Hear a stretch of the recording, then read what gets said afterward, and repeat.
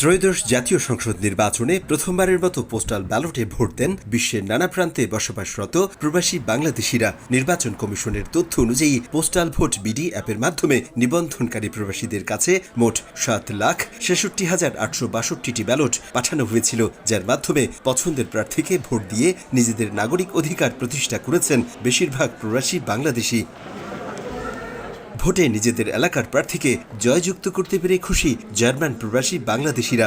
নির্বাচিত সরকার দেশের ভঙ্গুর অর্থনীতিকে শুধু মজবুত নয়, টেকসই উন্নয়ন ও আর্থসামাজিক প্রেক্ষাপট বদলে দেবে বলে প্রত্যাশা তাদের। পাশাপাশি রেমিটেন্স যোদ্ধাদের সমস্যার সমাধান করবেন বলেও আশা প্রকাশ করেছেন জার্মান প্রবাসীরা। নতুন সরকার প্রবাসীদের জন্য এবং প্রবাসীদের ফ্যামিলির জন্য সুষ্ঠু সুন্দরভাবে কাজ করবে। ধর্ম বর্ণ নির্বিশেষে সকলকে নিয়ে কাজ করবে। বাংলাদেশে যত সমস্যা আছে ইনশাল্লাহ এই সমস্যার সমাধান করবেন। পাসপোর্ট থেকে শুরু করে ভিসা জটিলতা দূর করা সহ প্রবাসীদের সমস্যা সমাধানে নতুন সরকারের আন্তরিকতা দেখতে চান জার্মান প্রবাসীরা। অতীতের সকল নির্বাচনের চাইতে ত্রয়োদশ জাতীয় সংসদ নির্বাচনকে ঘিরে দেশের মতো প্রবাসীদেরও আগ্রহ ছিল ব্যাপক। নতুন সরকার প্রবাসী বান্ধব হবে এবং একই সাথে সংবিধানের যে 3 মূলনীতি সাম্য, সামাজিক সুবিচার এবং মানবিক মর্যাদা প্রতিষ্ঠা করবে, এমন প্রত্যাশা জার্মানিতে বসবাসরত প্রবাসীদের। জার্মানি থেকে বিট্টু বড়ুয়া, সময় সংবাদ।